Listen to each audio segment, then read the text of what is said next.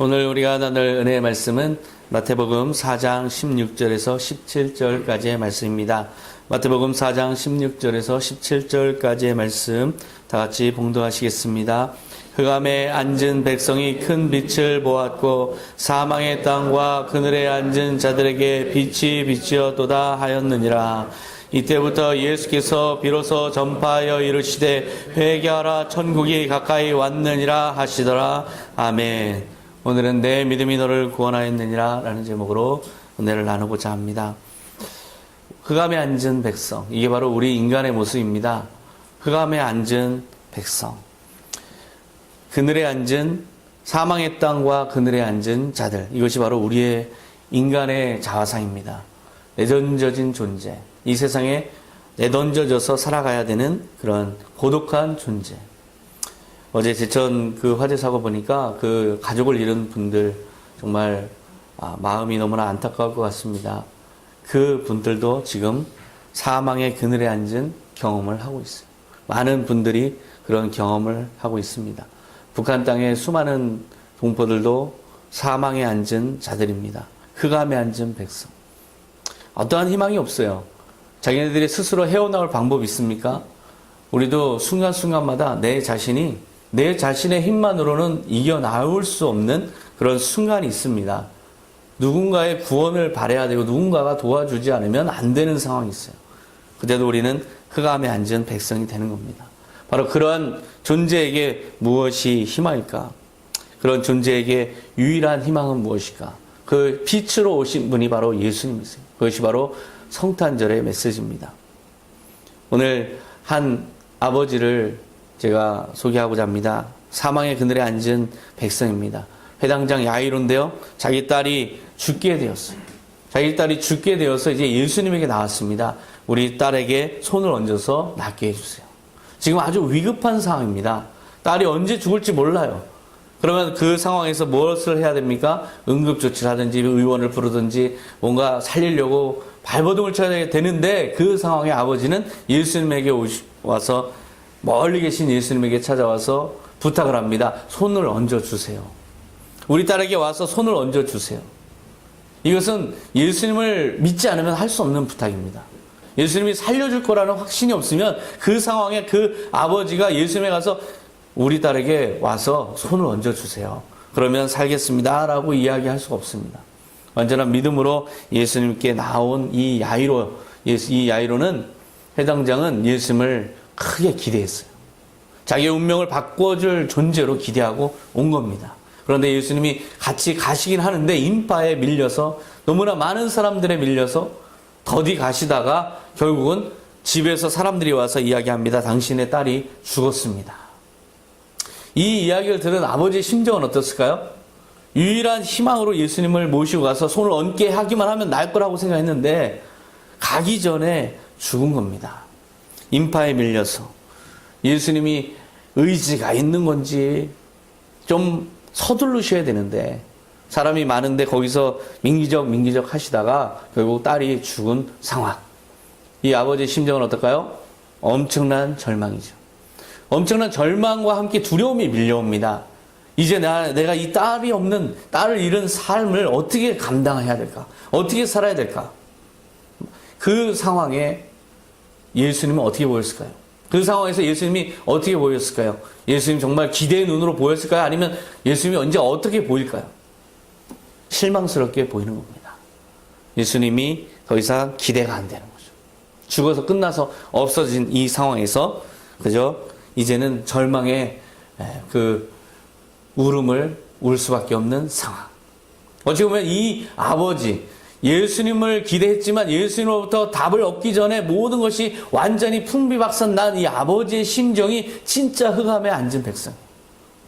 자기의 구원자가 자기를 구원해 주시긴커녕 자기를 더 절망 속에 몰아넣는 것 같은 심정에 있는 사람. 이 사람이 진짜 흑암에 앉은 백성입니다. 북한 동포들이 그래서 불쌍합니다.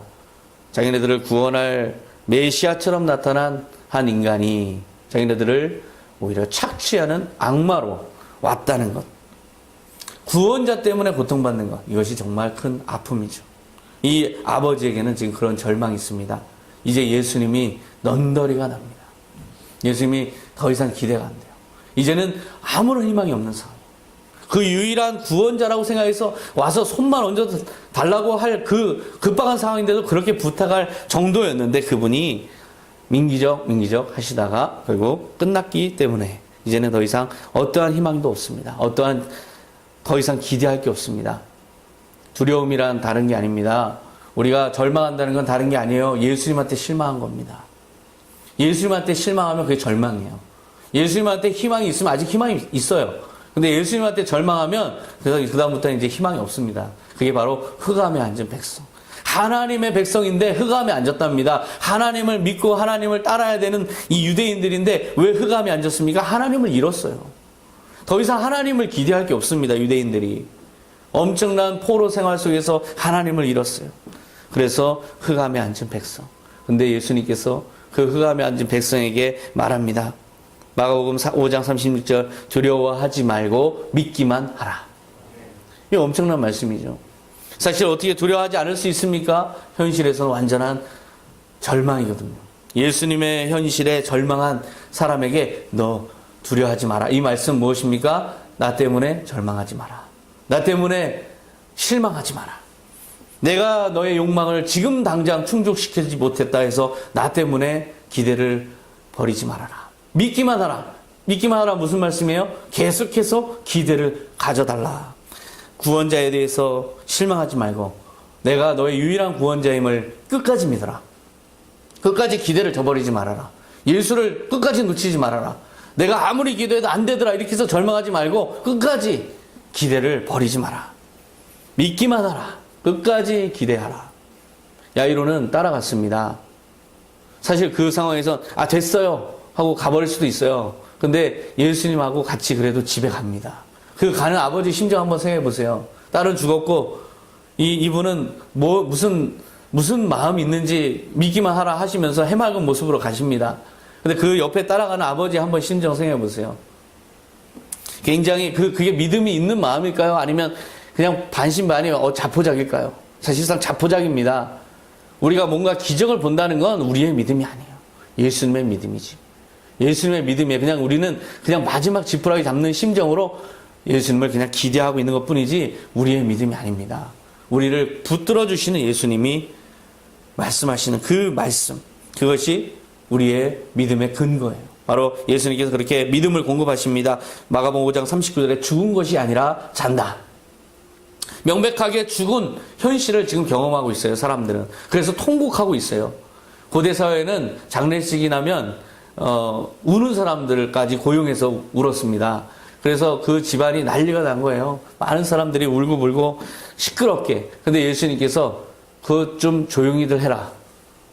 죽은 것이 아니라 잔다. 이렇게 말씀하시는 거예요. 지금 완전히 괴리가 있습니다. 현실 인식이 달라요. 명백하게 죽은 현실을 예수님은 전혀 다르게 이해하십니다. 예수님의 현실 속에서는 현실에 대한 해석이 달라요. 현실에 대한 인식이 달라요. 현실의 본질이 다른 겁니다. 그랬더니 사람들이 비웃어요. 예수님을 비웃더라. 왜? 죽은 걸 아니까. 명백하게 죽었는데 죽은 것이 아니라 잔다 하니까 저 무슨 해기망측한 또 말도 안 되는 이야기를 하느냐. 예수님을 비웃습니다. 사람들이. 그게 바로 우리의 현실과 예수님의 현실 인식이 다른 거예요. 우리는 지금 문제 상황 속에서 다 끝나버리면 이제 다 망해버리면 다 끝났다고 생각해서 이제 망했다 절망이다 예수님이 뭐고 기대 없고 이제는 더 이상 실망이고 예수님이 있으나 마나고 이렇게 생각할지 몰라요. 근데 지금 예수님은 전혀 다르게 인식합니다. 죽은 것이 아니라 잔다. 망한 것이 아니라 아직 살아있다. 끝난 것이 아니다. 지금 진행 중이다. 주님께서는 여러분의 삶에도 이렇게 말씀하시는 겁니다. 지금 다 망해 보여도 망한 게 아니다. 지금 여기서 새로운 생명이 지금 움트고 있다.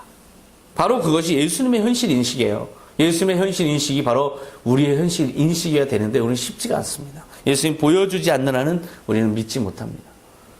그래서 예수님께서 이렇게 세우십니다. 5장 41절에 소녀야 일어나라. 새 생명 창조하시는 예수님의 창조의 명령이 떨어집니다. 일어나라. 아니 죽은 자에게 살아나라가 아니라 일어나라입니다. 그 말씀 그대로 자고 있다는 거죠. 예수님의 현신이지 그대로 명령하십니다. 일어나라. 이것이 바로 예수님이 우리를 바라보는 시각입니다. 여러분은 다 망했어 할지 몰라요. 근데 일어나라 하시면 일어나는 겁니다. 우리가 다 죽어서 이제 썩어서 시체가 돼도 상관없습니다. 예수님이 일어나라 하면 일어나는 거예요. 예수님의 말씀이 창조자의 말씀이고 이것이 생명의 말씀이고 모든 것을 그 순간에 만들어내시고 조성하시는 창조자의 명령이기 때문에 모든 물질들이 다 그 명령을 들어서 우리는 그 순간 일어나게 되는 거예요. 이것이 바로 우리의 부활을 집행하실 예수님의 명령이고 예수님의 현신이시고 예수님 우리의 삶을 바라보는 관점이에요. 우리는 다 망했다, 다 죽었다, 끝났다 그렇게 생각할지 몰라요. 하지만 그렇지 않습니다. 주님께서는 우리를 계속해서 우리에게 말씀하십니다. 두려워하지 말고 믿기만 하라. 끝까지 기대를 저버리지 말고 끝까지 기대를 접지 말고 예수 그리스도께서 능력의 주님임을 끝까지 믿어라. 이것이 바로 우리를 향한 예수의 말씀이에요. 그 감에 앉은 백성인 우리는 무엇을 해야 될까요? 우리를 구원해 줄 존재가 누가 있습니까? 여러분에게 한번 생각해 보세요. 여러분을 구원해 줄 사람이 누가 있습니까? 여러분을 구원해 줄 환경이 뭐가 있습니까? 결국 여러분 자신밖에 없어요. 근데 여러분 자신조차 얼마나 연약합니까? 그게 바로 우리의 불안의 근본 요인이에요. 내가 내 운명을 책임져야 되는데 난 너무 연약하다는 거죠. 이것이 바로 우리의 불안의 본질입니다. 그때 우리의 구원자가 되실 분은 예수님밖에 없어요. 우리가 예수님에게 지금 실망이 있을 수 있습니다. 하지만 예수님에 대한 기대를 저버려서는 안 됩니다. 기대를 접어서는 안 돼요. 예수님의 무한한 능력을 끝까지 두려워하지 말고 믿기만 하라. 바로 그 믿음으로 주님을 향한 기대로 우리는 계속해서 기대를 가지고 주님을 향한 기대를 접지 말고 계속해서 바라야 되는 겁니다. 이것이 바로 우리에게 원하시는 주님의 작은 믿음이에요. 바로 이 믿음을 가진 야이로는 결국 딸에 일어나는 걸 보게 됐습니다. 우리에게도 바로 그런 부활을 집행하실 분이 예수님이에요. 그래서 우리가 죽어도 죽은 게 아니고 망하게도 망한 게 아니고 끝나도 끝난 게 아닙니다. 주님께서 다시 회복시키시기 때문에 우리는 언제까지나 주님을 끝까지 기대해야 되는 겁니다. 자, 그런데요. 지금 이 기적은 굉장히 광대합니다. 오케스트라로 하면 베토벤의 그런 오케스트라처럼 웅장합니다. 죽은 자를 살리시고 강력한 믿음으로 두려워하지 말고 믿기만 하라. 그리고 야이로도 예수님을 따라와서 주여 손을 얹어주시면 낫겠나이다. 뭔가 좀 웅장한 그런 스토리가 전개되어 왔어요. 그런데요, 여기에 한 여인이 있습니다. 완전히 대비되는 한 여인이 있어요. 우리는 그렇게까지 웅장하게 예수를 믿지 못하는 그런 우리의 모습과 동일하게 닮은 한 여인이 사실 이 막 안에 있습니다. 인파로 인해서 막힐 때 그 막았던 인파 중에 한 명이 바로 이 한 여인이에요. 제가 오늘 말씀드리고자 하는 한 여인입니다. 혈루증을 앓는 여인. 혈루증을 앓는 여인을 통해서 정말 주님은 어떤 마음으로 우리를 바라보시는가, 왜 흑암에 앉은 백성인 우리에게 오셨는가, 그 진리의 말씀을 깨달을 수 있습니다. 마가복음 5장 25절에 12해를 혈루증으로 앓아온 한 여자가 있어 많은 의사에게 많은 괴로움을 받았고 가진 것도 다 허비하였으되 아무 효험이 없고 도리어 더 중하였던 자에, 그야말로 흑암에 앉은 백성이죠. 이 여인은 혈루증을 앓습니다. 혈루증은 뭐냐면 이 혈관 조직이 약해지는 거예요. 그래서 너덜너덜해져서 피가 새는 거죠. 그런데 그 혈관에 피가 계속 하혈하는데 이걸 막을 방법이 없습니다. 고대 사회에서는 그것을 치료할 수 있는 의사가 없어요. 그런데 문제는 그것이 어떻게 겉으로 이렇게 나오면 좀 싸매겠는데 자궁 안에서 그런 출혈이 있는 겁니다. 그러니까 얼마나 고통스럽겠습니까? 막을 방법이 없고 계속해서 하혈하고 12년 동안 불치병으로 고생을 합니다. 그런데요, 이 혈루병은 자궁출혈이다 보니까 성서에서는 부정한 자로 취급합니다. 그래서 하나님 앞에도 온전히 나올 수가 없어요. 사람들과의 관계도 다 부정한 자로 여겨지기 때문에 문둥병 환자나 마찬가지입니다. 부정한 자로 여겨지는 거예요. 12년 동안 그래서 이것을 고쳐보려고 모든 것을 다 써봅니다. 의지할 유일한 대안이 뭐예요? 우리가 의지할 유일한 대상은 의사밖에 없습니다. 근데 그 의사에게 모든 걸 다 갖다 바쳐요. 다 허비했어요. 가진 걸 다 허비했어요. 그런데 아무 효험이 없습니다. 그런데 여기는 많은 괴로움을 받았고 온갖 것을 다 먹으라고 했을 겁니다. 고대 사회이기 때문에 뭐 뭘 먹어라, 또 어떻게 해라, 그거 다 해봤는데 안 되는 거예요. 그러니까 얼마나 고통스럽습니까? 몸은 만신창이가 되고 가진 것은 다 날리고 주석에는 이렇게 나옵니다. 이 여인은 결국 이혼을 당했다. 왜냐하면 고대 사회에서 이렇게 쓸모없는 여인은 남성 우월주의 사상에 입각한 고대 사회에서는 버려지는 겁니다. 그래서 그 이혼까지 당해요. 결국은 아무 의지할 곳 없어서 풀이 죽어 있는 한 영혼, 이 한 영혼이 이 막간에 등장하는 거예요. 회당장 야이로의 딸을 구하러 가는 예수님의 발길을 막은 한 여인으로 등장하는 거예요. 희망 없는 흑암에 앉은 백성이 또 하나 등장하는 거예요. 이 여인, 인생의 막다른 골목에서 맞닥뜨린 한 빛, 바로 예수님이십니다. 27절에 보면 예수의 소문을 듣고 무리 가운데 끼어 예수의 뒤로 와서 그 겉옷가를 만지니 이는 제 마음에 그 겉옷만 만져도 구원을 받겠다 함이라. 여인은 예수님을 멀리서 알게 됐습니다. 많은 사람들처럼 예수님이 병자를 고치신다, 소경의 눈을 뜨게 하신다, 죽은 자를 살리신다, 많은 이야기를 듣습니다. 근데 자기에게 해당되는 건 지금 이 혈루증만 어떻게 낫게 하면, 이 혈루증은 나을 수 있으면 내 인생의 유일한 희망은 혈루증에서 빨리 낫는 것. 그렇기 때문에 예수님의 소문을 듣고 무리 가운데 끼어서 왔어요. 자기가 드러내놓고 나 좀 고쳐주세요. 예수여 나를 불쌍히 여기셔서 그렇게 바디메오처럼 외칠 수가 없습니다. 당당한 게 없어요. 부정한 자로 취급받고 있기 때문에. 그러니까 몰래 예수님 뒤로 돌아서 예수님에게 가는데 이 사람들이 너무 꽉 차 있으니까 어떻게 삐짓고 갈 수가 없습니다. 오랫동안 하혈을 했기 때문에 빈혈도 있고 몸도 약하고 이 인파를 뚫고 갈 방법이 없는 거예요. 그럼에도 불구하고 살고자 하는 집념 하나로 저 옷자락이라도 만져야 돼 하는 심령으로 그 인파를 헤쳐서 가고 있는 한 여인의 모습을 상상해 보십시오. 그 여인의 마음속에는 오직 하나밖에 없어요. 예수님을 잡아야 된다. 예수님의 옷자락을 잡아야 된다. 예수님의 바지끄레기 잡아야 된다.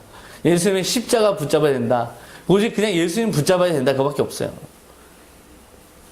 제 마음에 그 겉옷만 만져도 구원을 받겠다 함이라. 야이로의 믿음하고 똑같습니다. 이분이 오셔서 만지기만 해주면 나을 것이다. 그 믿음은 똑같아요. 그래서 멀리서 알게 된 예수님을 따라서 와서 겉옷을 만집니다. 그 가는 순간에 계속해서 의심이 들었을 거예요. 내가 이렇게까지 해야 되는가? 이것도 안 되면 나는 완전한 절망인데 이 상황에서 정말 과연 내가 나을 것인가? 많은 의심이 들었지만 그 모든 의심을 뚫고 그 의심을 직면하고서도 그것을 극복하고 예수님께 나아가서 결국은 겉옷을 만집니다. 이 겉옷이라는 것은 옷을 만진 게 아니에요. 옷 아래에 이렇게 달려있는 술 있잖아요. 술. 그걸 잡은 거예요. 그 술을 가만히 잡은 겁니다. 뒤에서 아무도 모르는, 근데 가만히 그걸 잡은 거예요. 그 여인의 그 간절한 심정을 한번 생각해 보세요. 옷가를 만지니, 옷자락 술을 만지니, 예수님과 영원한 능력과 접촉한 그 순간입니다. 29절에 이에 그의 혈루의 근원이 곧 마름에 병이 나은 줄을 몸에 깨달으니라. 예수님의 무한한 능력과 연결이 되는 순간 그 능력이 넘어온 겁니다. 그래서 그 능력 앞에, 그 하나님의 현실 앞에서 이런 병이 공존할 수가 없어요. 그러니까 병의 근원이 다 말라버린 거죠. 저도 산에서 멘토 형님과 계속해서 기도를 하는 순간, 그때 한참을 기도를 하는데요, 불덩어리가 저의 몸을 터치하는 순간 하나님과 내가 연결됐다는 그 확신을 가졌습니다. 그때 그 이후로 그 병의 근원이 마른 거예요. 그리고 5년이 지나서 나타난 거죠. 5년이 지나서까지 조금씩 좋아지다가 5년 후에 결국은 진통제를 완전히 끊고 지금까지 건강한 겁니다. 그때 그 순간에 예수님과 접속하는 순간에 예수님의 능력과 닿는 그 순간에 주님의 능력이 우리에게 임하는 거예요. 바로 그 예수님의 현실과 연결되는 그 경험을 한 거죠. 바로 구원이 즉시 실행됐어요. 이것은 완료형입니다. 나은 결과가 곧 마름에 나은 줄을 몸에 깨닫고, 이것은 완료형입니다.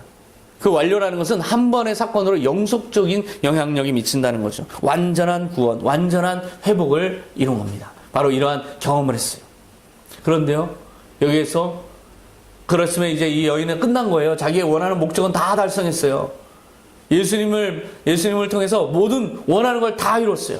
이제 구원이 임했어요. 그러면 이제 끝난 거죠. 그러니까 빨리 이제 도망가야죠. 빨리 가서 이제 잘 살면 되죠. 근데 예수님께서 30절에 보면 예수께서 그 능력이 자기에게서 나간 줄을 곧 스스로 아시고 무리 가운데서 돌이켜 말씀하시되 누가 내 옷에 손을 대었느냐 하시니 제자들이 여짜오되 무리가 에워싸 미는 것을 보시며 누가 내게 손을 대었느냐 물으시나이까 하되 지금 누가 손을 댔는지 알 수 없습니다. 이렇게 많은 사람들이 밀치고 있는데 누가 손을 댔다고 지금 물으십니까? 제자들이 묻는 거예요. 반문하는 거죠. 근데 예수님이 지금 찾기 시작합니다. 이 여인을 찾기 시작해요. 근데 여인을 몰라서 찾는 게 아닌 것 같아요. 예수님이 모르실 리가 없습니다. 여인을 부르시는 겁니다. 그 능력이 자기에서 나간 줄 곧 아시고 누가 내 옷에 손을 대었느냐. 예수님이 그냥 병을 고치러 온 이 사람에게 병이 고쳤으면 끝난 거지. 병만 관심을 가져왔는데 치유됐으면 이제 가면 되는 거지. 근데 예수님께서는 지금 특별히 부르십니다. 왜 부르실까요? 32절에 보면 예수께서 그 이 일 행한 여자를 보려고 둘러보시니 여자가 스스로 숨기지 못할 줄 알고 떨며 나와 엎드려 그 손댄 이유와 곧 나은 것을 모든 사람 앞에서 말하니 조금 이상한 일들이 벌어집니다. 그냥 끝나버리면 될 일인데 예수님께서 굳이 그 여자를 부르고 그 여인은 또 굳이 또 나와서 자기가 어떻게 됐는지를 이야기를 합니다. 사실 이 여인은 이 사람들 앞에 나올 수가 없어요. 부정한 자로 인식되기 때문에 린치를 당할 수도 있고 질겨 심판을 받을 수 있고 사람들로부터 어떤 해코지를 당할 수도 있어요. 그런 상황인데 여인은 스스로 나와서 엎드려서 자기의 손댄 것과 모든 것을 나은 것을 사람들 앞에 고백합니다. 베드로의 고백이 생각나죠. 베드로의 고백입니다. 이 여인의 고백, 베드로의 고백입니다. 하나님을 만난 겁니다. 자기 몸에 임한 능력을 경험하면서 전능하신 하나님과 접속하니까 하나님이 믿어진 거예요. 하나님의 세계가 열린 거예요. 저도 불덩어리가 임할 때 이것이 초자연적으로 임할 때 이것이 바로 하나님과 나와의 접속이고 내가 하나님의 세상으로 열리는 경험을 했습니다. 바로 그것 마찬가지예요. 하나님 앞에선 단독자의 심정이 된 것입니다. 자기에게 무한한 능력을 베푸시는 하나님이 실제하고 계시다. 그 실제하고 있다는 사실에서 오히려 위안을 얻은 것 같아요. 이런 하나님이 존재하고 계시다는 사실에서 엄청난 평강을 이 여인이 얻은 것 같습니다. 두려워서 그냥 무서워서 지금 떨고 무릎 꿇고 예수님에게 얘기하는 게 아니에요. 만약에 낫지 않았다면 이렇게 하지도 않았을 겁니다. 이 여인이 낫지 않았다면 어떻게 됐을까요? 도망갔어요. 조용히 사라졌어요. 누가 아무리 불러도 대답 안 합니다. 누가 손댔어 아무리 해도 얘기 안 해요. 나았어요. 나으니까 평안이 온 거예요. 하나님의 능력을 경험하니까 이제 세상에 달리 보이는 겁니다. 외롭지가 않고 더 이상 이제 공포가 아니고 두려움이 아니고 모든 것들이 다 희망으로 보이고 하나님의 무한한 자비와 인자하심과 긍휼이 마음에 가득 임한 거예요. 하나님의 평강이 임한 거예요. 그러니까 마음이 편하니까 내려와서 자기 예수님 앞에 와서 무릎 꿇고 자기가 어떻게 됐는지 이야기를 한 겁니다. 하나님의 평강을 경험하면 하나님의 능력을 경험하면 여러분들도 무한한 평강을 누리게 돼요. 아, 세상에 이 존재가 나만의 고독한 일이 아니구나. 나 혼자 내던져져서 혼자 살아가는 존재가 아니구나. 나는 그냥 혼자 살아가는 것 같았지만 나를 보시고 계시는, 나를 이끌고 계시는 하나님이 분명히 살아계시구나. 이것을 경험하면 한없는 평강이 임하는데 바로 이 여인이 느낀 게 바로 그런 평강입니다. 그래서 예수님 앞에 나와서 고백해요. 예수님 바로 그것을 원하셨던 거죠. 그냥 돌아가지 마라. 나는 영매가 아니다. 나는 너를 그냥 병 고치는 어떤 요염한, 효염이 있는 어떤 영험한 사람에 불과한 게 아니다. 나는 바로 하나님의 아들이고 하나님이다. 그것을 예수님은 분명하게 이 여인에게 알려주고 싶어 하는 것 같습니다. 그래서 예수님은 이렇게 이야기를 합니다. 34절에 예수께서 이르시되 따라.